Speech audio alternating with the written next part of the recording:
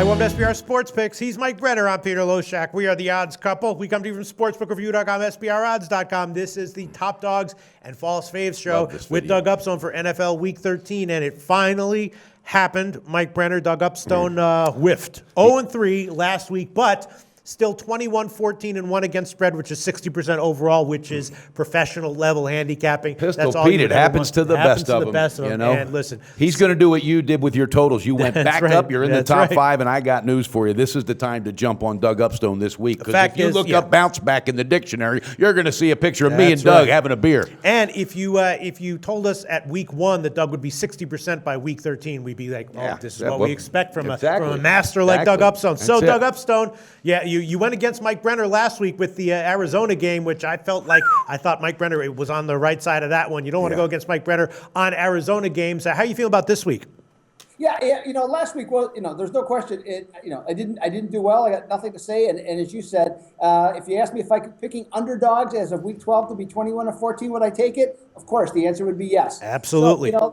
So, to go forward, the last week's card, obviously didn't offer a lot of value, and I'm sure some of your friends at the sports books down in Costa Rica they took a pretty good hit over the weekend with the favorites winning. It just didn't turn out to be that way. So we move ahead. I actually do like all 3 games I got this week. Very confident about it, and hey, ready to go. All right, let's hear it. First false favorite top dog for NFL Week 13. Doug Upstone, what do you have for us? We're going to go with a top dog, and we're going to go diving with the Dolphins. Now, over the last several years, I made a good chunk of money betting Miami in a particular situation. Now, eventually, of course, this will change, but I really don't think it's going to be this week against Baltimore. Since 2006, the Dolphins are 29-14-1 against the spread when listed as non-division road underdogs. Now, this season already, they're 3-1, and even though Baltimore has a great defense, their offense leaves a lot to be desired. When you look at it, Baltimore's 26th in points scored,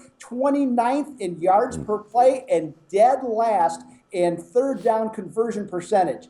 Hardly the stuff of a great team. Now, even if you include the 3.5 quarters of awful football that Miami played at Los Angeles, Miami, Adam Gase's offense is averaging 26.8 points per game during the 6-game winning streak. I think the Finns cover and have a great chance to win this one outright. Well, Miami is certainly on the rise, right? 6 straight-up wins, and they're 5-1 ATS over those 6 games. Their last game was just a close. They beat San Francisco, but they barely lost ATS by a half point. So obviously, Miami is on the rise. What do you think? You think it goes on for another week here? Well, and this is kind of neat, the way that this breaks down with Miami. And I wanted to say to Doug, because had this been years past, you know what? I would say, no, not Miami. But because that they did have those 3 quarters, and let's not forget the Rams quietly had one of the best defenses in football coming up to last week. All right, they struggled against them, but what I saw different, and the difference is because of this coach, Adam Gase. He is an absolute he sells and the team is buying. But what I saw was they didn't quit. They kept fighting and they came back and got that win, and now they put together, like you said, these ATSs, they're cashing them left and right. They're building so much confidence, and you're going up against a team that offensively doesn't scare a lot of people. Yes, they got a good defense, okay, but I got a feeling Doug's on the right side. I think Miami has too much momentum going right now, and Ravens, I might be adding that. I don't know. The Ravens do have a very, very dominant rush defense, and Miami has a lot of injuries on the offensive line. This so that is true, be a but problem. They keep pulling stuff out. Yeah, Pistol, Baltimore can be a tough place to play. Doug Upstone, though, liking Miami +3 and the hook, very, very important, +3.5. Doug Upstone, what's your second false favorite or top dog for NFL Week 13?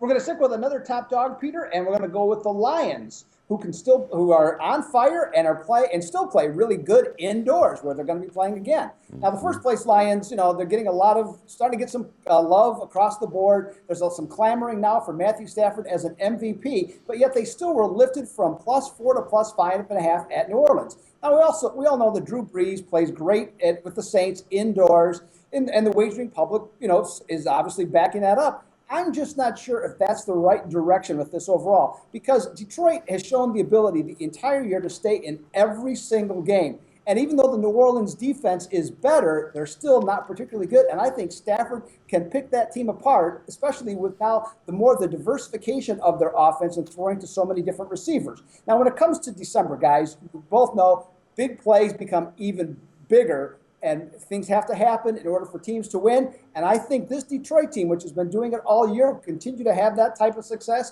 With the total now listed at 53.5, it bears noting that Detroit, with Stafford and company, is 6-0 against the spread. When the number is 49.5 or higher, I think Detroit is going to be extremely competitive in this one as a top dog. Mike Brenner, we talked about this game extensively in the Monday opening lines show, and I gave the opinion that I thought that Detroit might be a play here. The Saints are coming off, of course, a big emotional win, right? Huge blowout win, and their other games this year, they just haven't been beat. They've won at home, but not really winning by margins. It's a tough one. Both these teams have been killing it ATS recently, so one of those trends will continue. One of them will stop. What do you think? And, well, this is one also, and Doug, with the breakdown, I took the Saints on the first half in our opening lines video because that number for the full game, I'm staying off it, and you touched right on it. It's up to 5.5 now. Yeah, it's up to 5. They could get the outright win, but I think the Saints on momentum will get the first half cover. Here's my reasoning, all right? Stafford is every bit of the battler, and it doesn't matter if he's on the road or whatever, all right? But Breeze right now is in that zone. I don't think that emotional whatever last week will take anything out of this team.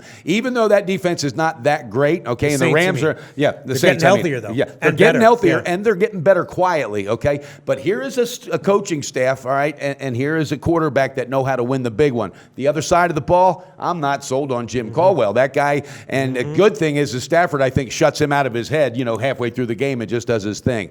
They could get the win. It's going to be a tight game. It will be a battle, and I wouldn't talk anybody off that ledge with the Lions because they cashed for me again last week, but I like the Saints early, and that's where I'm cashing out and going to have a cold beer. All right, it is an interesting game. It's up to 5.5, and that is Doug Upstone's recommended play. Doug Upstone, what's your third false favorite or top dog for NFL Week 13? We're going to just stick with a top dog all the way down the line, Peter, and I'm going to recommend to not overlook the Giants' long winning streak.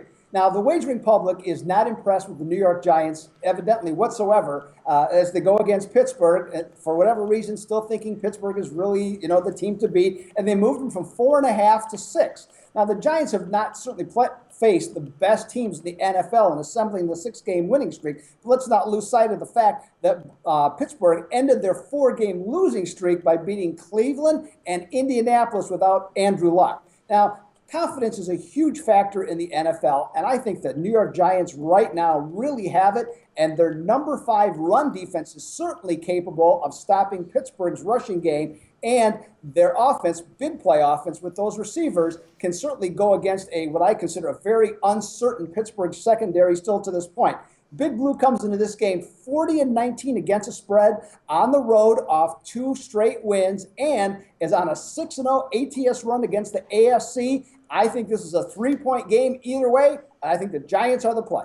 All right, another interesting game with two teams that have been doing well recently. Head-to-head, baby. Head-to-head, Mike Brenner. We know you like Pittsburgh here. They've gotten 2 nice, solid covers, low-scoring games recently. But the Giants won and covered against the Browns. They've now covered 5 out of their last 6, Mike Brenner. There's no doubt. Hats off to Ben McAdoo. Wasn't too long ago. I was talking about he looked like he was on the side of Sesame Street. All right, but here's the thing that's going to happen this week. You have 2 elite wide receivers that have egos as big as this studio, all right? And I'm not exaggerating, Doug. All right, when it comes to push, come to shove, they want to outdo each other. That is exactly where home field advantage makes all the difference. But what separates and also adds to that difference is the fact that Pittsburgh really has a running game. New York has 0 running game, and it is absolutely overdue. It's time for Eli Manning to do what he does best, and that is just suck for a full game, and it's coming. He is going to get pressured. I'm telling you, this is a classic Pittsburgh beatdown. I got it at 5.5, and just like I told Doug last week, I'll give you that one with double digits, and it covered. Guess what? They're going to beat this team down, and the Giants are going to really, really recall real quick, we don't have nothing for anybody, no matter how good our record is. We are not playoff bound, and if we are playoff bound, we're going to get our asses kicked early and often, and that is with all due respect, because I'm telling you right now,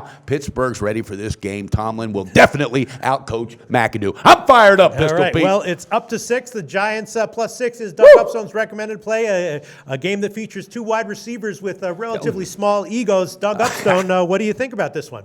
I can't, like I have said before, I can't disagree with what Mike is saying. I mean, there's certainly plenty of factors that go into it. I have been of the belief, and history I think has shown me out that teams that consistently win games, they just start to believe that they're really good, whether they are or not. That ends up being found out in the playoffs. So that's why I think this team can play. If you look at the two quarterbacks, Ben Roethlisberger is terrific, but Eli Manning, I know a lot of people don't like him.